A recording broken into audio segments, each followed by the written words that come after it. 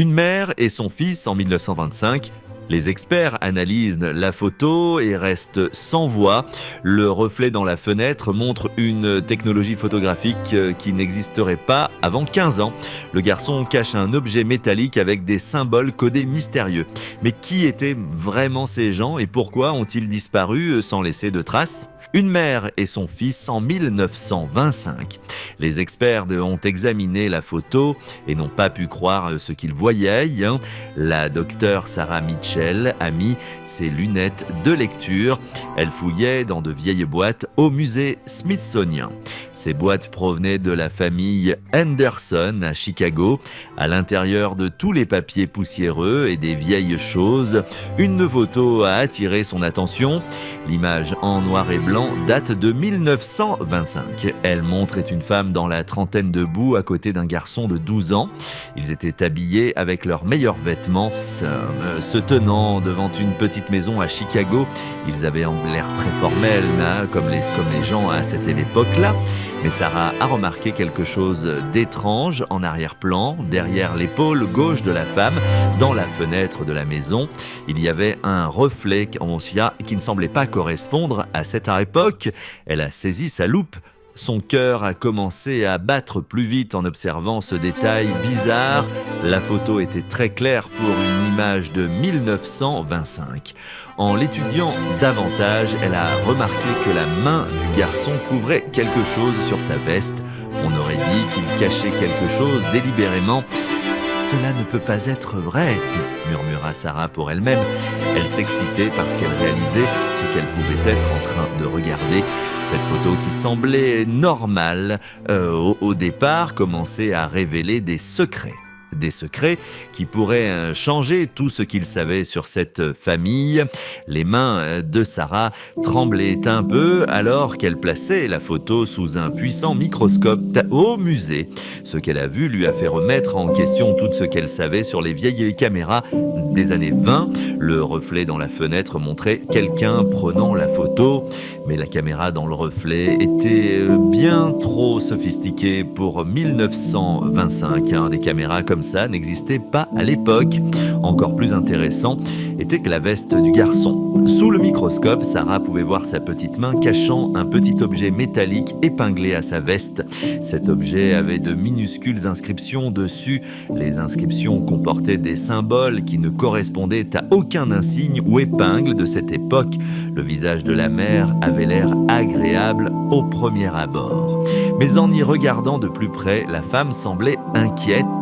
Ses yeux avaient l'air de cacher quelque chose d'important.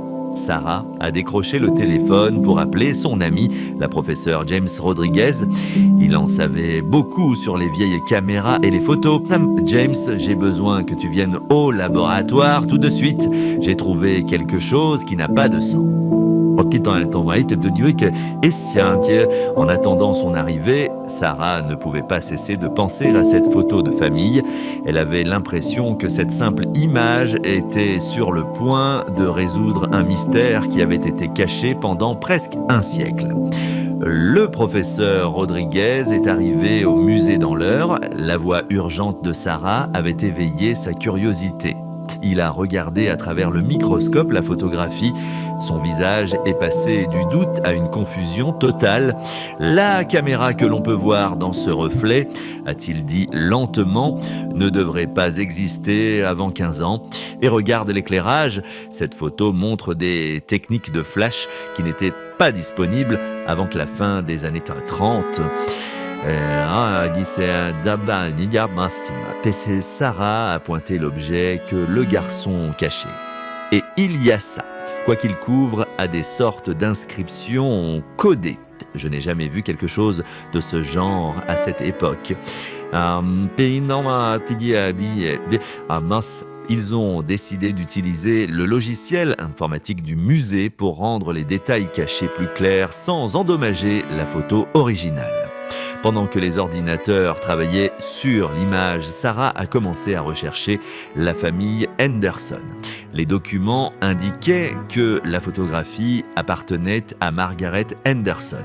Elle était décédée à l'âge de 97 ans en 2019.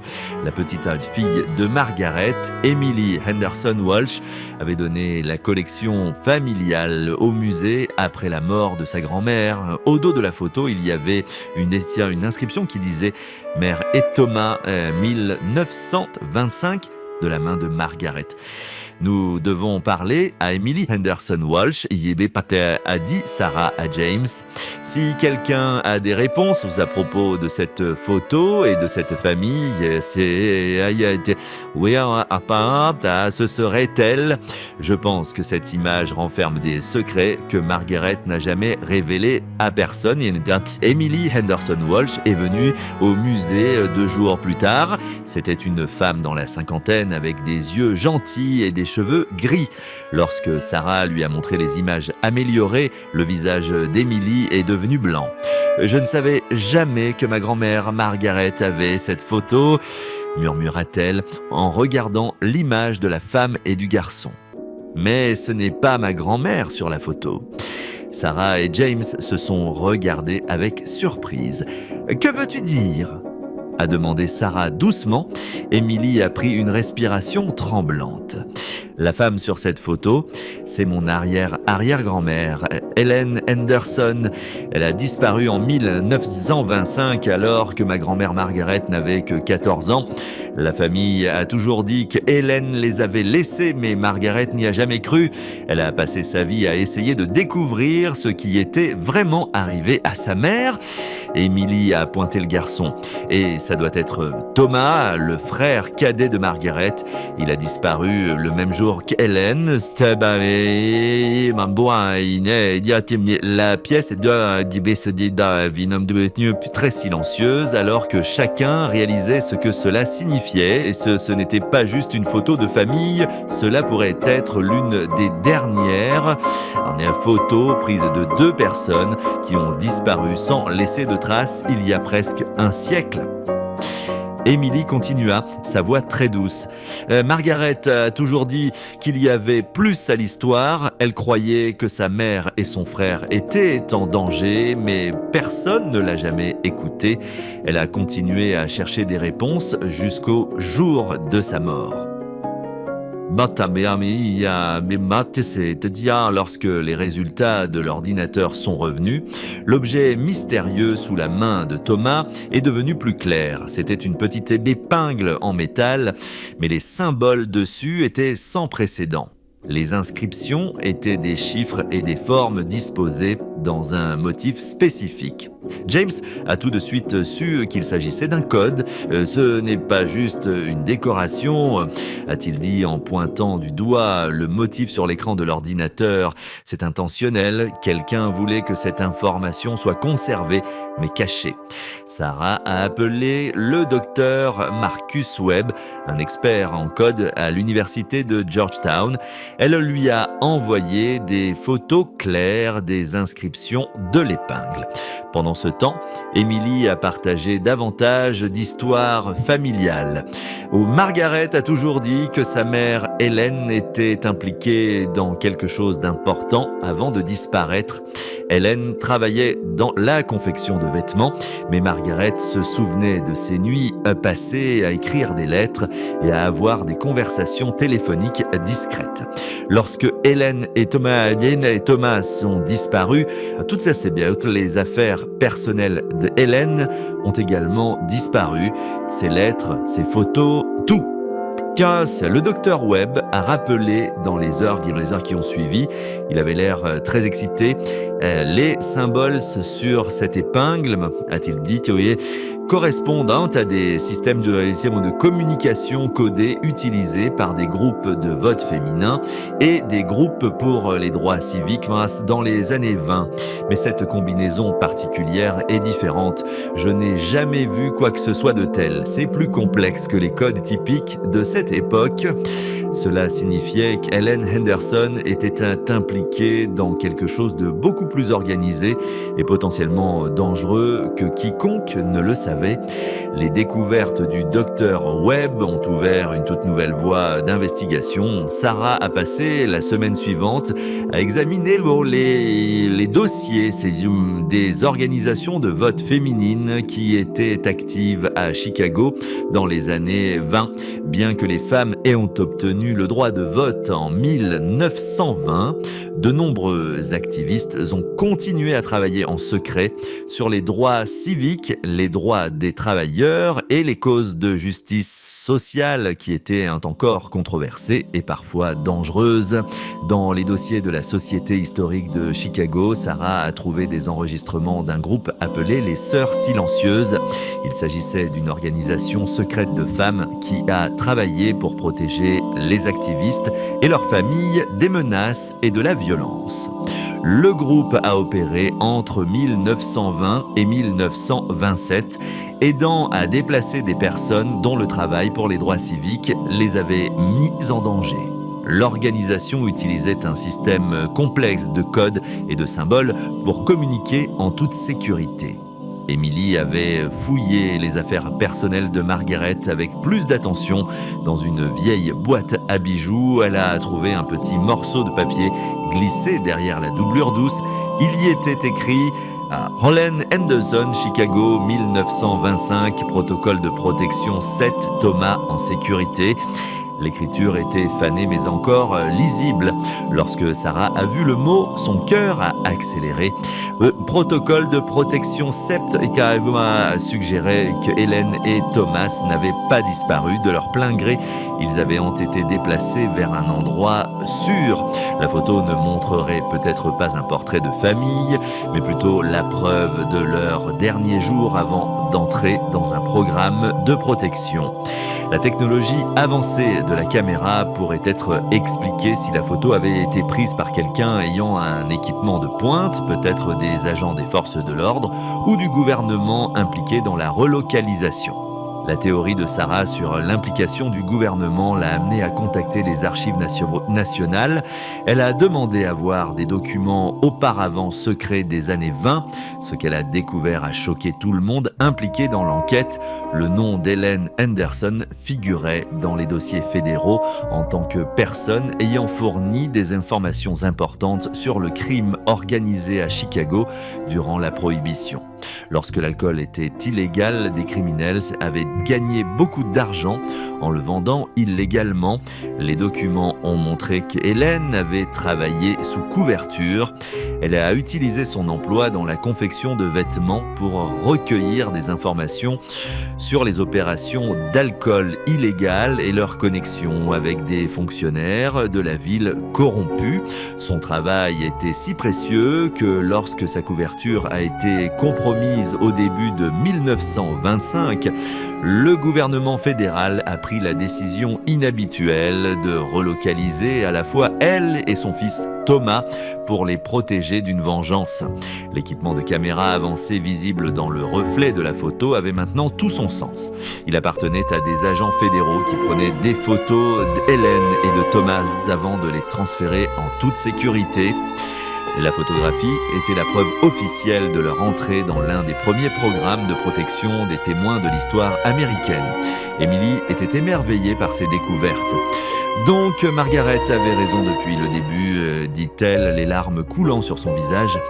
Sa mère n'a pas abandonné la famille, elle les protégeait en partant. L'épingle codée que Thomas portait contenait des coordonnées et des informations de contact pour leurs nouvelles identités, des informations qui permettraient qu'à Margaret de les retrouver si elle parvenait un jour à comprendre le code. Mais le mystère n'était pas encore résolu. Si Hélène et Thomas avaient été déplacés avec succès, pourquoi Margaret n'avait-elle jamais pu les retrouver? Et pourquoi cette photographie était-elle, elle, restée cachée si longtemps? Une enquête plus approfondie a révélé la vérité déchirante sur pourquoi Margaret n'a jamais retrouvé sa mère et son frère. Le programme de protection des témoins des années 20 était rude et dangereux comparé au système moderne. Les dossiers des archives nationales ils ont montré que Helen et Thomas avaient été déplacés dans une petite ville agricole du Montana. Ils utilisaient les faux noms Helen et Thomas Morrison. Pendant 3 ans, et non, le déménagement semblait quand même une réussite. Helen travaillait en tant qu'enseignante tandis que Thomas allait à l'école locale et aidait dans une ferme voisine. Ils n'avaient aucun contact avec leur ancienne vie à Chicago comme l'exigeait le programme. Cependant, en 1928, la tragédie a frappé. Un incendie a détruit une grande partie de la petite ville du Montana, y compris l'école où Helen travaillait et plusieurs maisons, y compris celle où Helen et Thomas vivaient. Les archives locales de cette époque étaient incomplètes, mais des témoignages suggèrent que Helen est morte en essayant de sauver des enfants de l'école en feu. Thomas, maintenant âgé de 15 ans, a disparu après les funérailles de sa mère. Certains témoignages ont suggéré qu'il avait tenté de retourner à Chicago pour retrouver Margaret, mais il n'est jamais arrivé.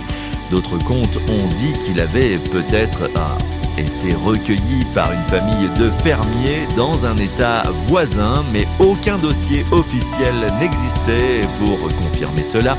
Les agents fédéraux qui avaient organisé le déménagement d'Helen ont été affectés à d'autres affaires et le programme informel de protection des témoins a finalement été interrompu.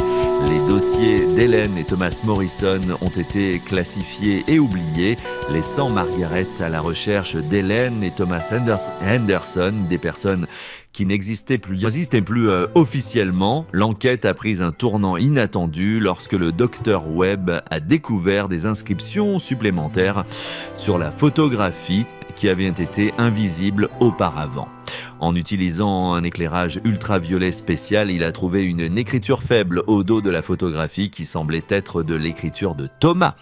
Pour Margaret, si tu trouves ceci dit, cherche l'enseignante dans le pays des cieux élargis. Le code te ramènera chez toi. TH 1925. Emily a immédiatement compris l'importance. Le pays des cieux élargis, c'était un surnom pour le Montana et Thomas avait laissé un indice à sa sœur sur l'endroit où ils étaient allés. Mais Margaret n'avait jamais vu ce message car il n'était visible qu'avec un éclairage spécial qui n'existait pas lorsqu'elle cherchait sa famille. Sarah et Emily ont décidé de suivre la trace de Thomas jusqu'au Montana. En travaillant avec des historiens locaux dans la ville où l'incendie de 1928 s'était produit, ils ont découvert quelque chose d'extraordinaire.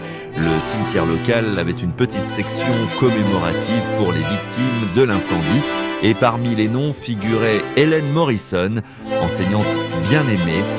Mais il n'y avait pas de tombe pour Thomas. Cependant, leurs recherches ont révélé une légende locale au sujet d'un jeune homme qui était arrivé dans la région à la fin des années 20, disant qu'il cherchait sa sœur à Chicago.